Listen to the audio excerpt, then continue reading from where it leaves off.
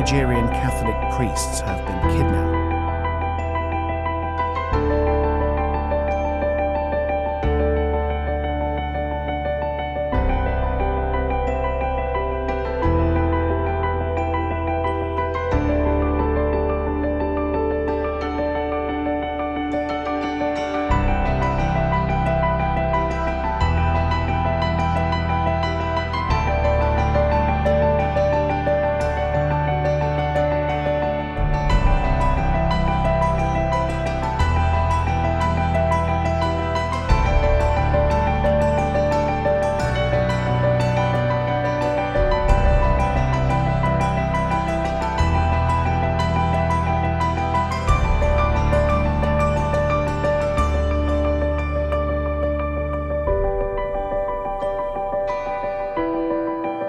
He spoke of the need to strengthen cooperation and rebuild trust.